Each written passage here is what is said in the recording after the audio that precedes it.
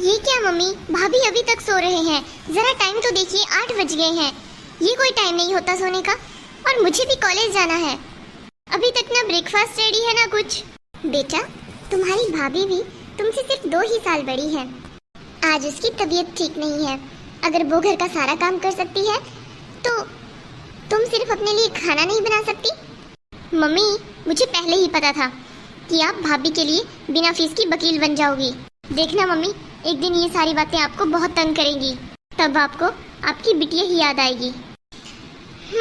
पर तुझे याद करके मैं करूँगी भी क्या? जो खुद के लिए नाश्ता नहीं बना पा रही है वो मेरी क्या ही सेवा करेगी। मेरी नाश्ते की चिंता आप मत करिए मम्मी, मैं बाहर ही कुछ खा लूँगी। आप बस भाभी की चिंता करिए।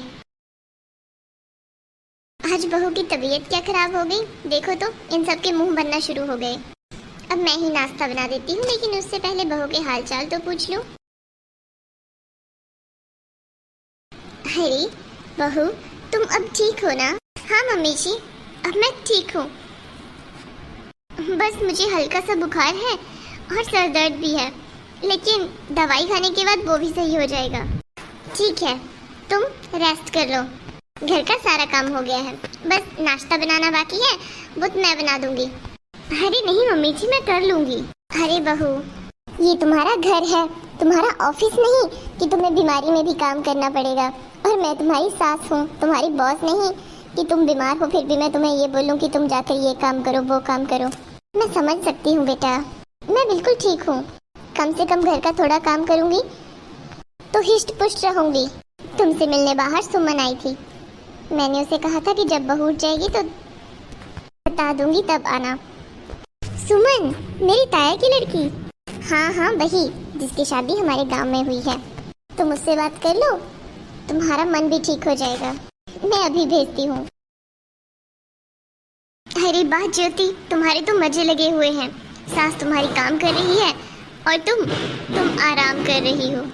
अरे सुमन, मेरी तबीयत ठीक नहीं थी। फिर भी ज्योति, तुम्हें कितनी अच्छी सास मिली है। कम से कम तुम्हारी बीमारी को तो समझती है। हमें पूछो, हमें तो ससुराल में कोई नहीं पूछता जब हम बीमार हो जाते हैं। उन्हें तो बस अपने काम से मतलब है। तुम जानती हो, अभी पिछले ही महीने मुझे डेंगू हुआ था। बहुत बीमार रही मैं, हॉस्पिटल में एडमिट भी रही। लेकिन जिस दिन हॉस्पिटल जाना था उस दिन भी घर का सारा खाना बना कर गई और तो और बर्तन भी धुल कर गई। और जब जैसे ही हॉस्पिटल से आई तब भी मैंने घर का सारा काम किया आकर। मैंने देखा कि मेरी सासू माँ सब्जी काट रही थी और मुंह भी बनाया हुआ था अपना। बहुत गुस्से में थी। मुझे लगा कि शायद इसे यही गुस्सा है। जैसे ही मैं किचन में गई उसने सब्जी काटना भी बंद कर दिया। बहू, मैं तो थक गई हूँ इतने दिन से काम करती करती, और मुझे भी अपने हाथ का खाना अच्छा नहीं लगता। अब मुझे आदत पड़ गई है तुम्हारे हाथ का खाना खाने की। जब से तुम हॉस्पिटल में गई थी मैंने पेट भर के खाना नहीं खाया था। बस फिर उसी दिन मुझे किचन में घुसना पड़ा। ये तो बहुत गलत बात है। अगर तुम बीमार हो तो तुम्हें प्रॉपर रेस्ट लेनी चाहिए, और ये बात तुम्हारे ससुराल वालों को समझनी चाहिए। अगर कल को तुम्हारी बीमारी ज़्यादा बढ़ जाती है तो तुम बताओ, कौन तुम्हारे साथ खड़ा रहेगा? तुम्हारे बच्चों को कौन देखेगा?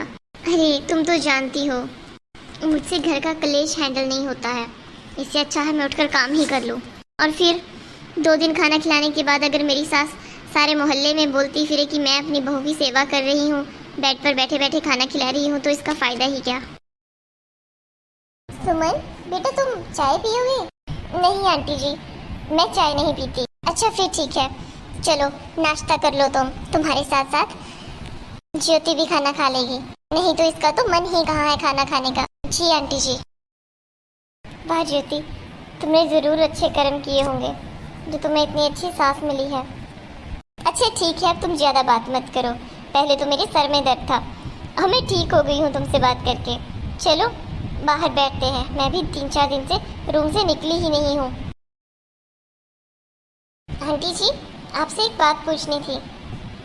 हाँ बेटा, मुझे ये पूछना था कि जब ज्योति बीमार होती है क्या आपको नहीं लगता कि वो ड्रामा कर रही है? नहीं बेटा, ज्योति ऐसी नहीं है। ज्योति बहुत अच्छी लड़की है, बहुत अच्छे घर से है, उसके संस्कार बहुत अच्छे हैं। वो झूठ नहीं बोलती कभी भी। हाँ, ज्योति को गुस्सा बहुत है। वो कोई भी बात मुंह पर बोल देती है, लेकिन उसकी ये आदत भी मुझे बहुत अच्छी लगती है। कम से कम मुंह पर तो बोलती है, मन में बातें रखकर पीठ पीछे बुराई नहीं करती है। क्या हुआ, तुम्हें क्यों ऐसा लग रहा है? नहीं आंटी जी, अक्सर जब बहुएं बीमार होती हैं तो सास को यही बोलते सुना है कि ये तो ड्रामा कर रही है। इसलिए जब मैं बीमार होती हूँ तब तो मेरी सास यकीन ही नहीं करती। सोचा आपसे पूछती हूँ। बेटा, सबकी सोच में बहुत ज़्यादा फर्क होता है। हम किसी की सोच नहीं बदल सकते। ज्योति भी आपसे बहुत ज़्यादा प्यार करती है आंटी जी। पता नहीं कहाँ आप लोगों को ऐसी अनोखी बहू और ज्योति को ऐसी अनोखी सास मिल गई। आंटी जी, फिर मैंने आज ज्योति को बोलते हुए सुना कि जब ज्योति थोड़ी भी बीमार हो जाती है आप बहुत ज़्यादा टेंशन में आ जाते हो।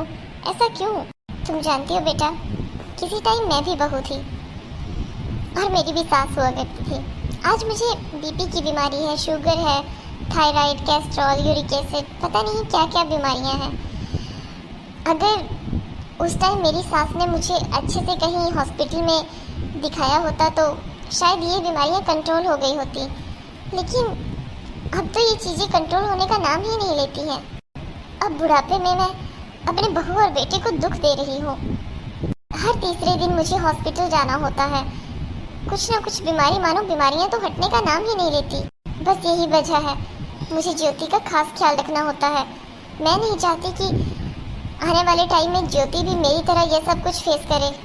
बीमारी जैसे ही शुरू होती है उसे कंट्रोल करना आसान होता है, लेकिन जैसे ही बीमारी बढ़ जाती है उसे कंट्रोल करना इम्पॉसिबल हो जाता है बेटा।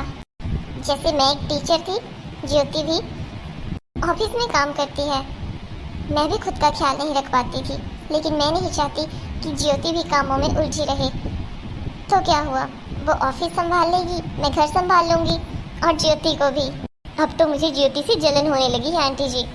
मुझे ऐसी सास क्यों नहीं मिली? अच्छा तुम लोग बाहर बैठो, मैं अभी आई।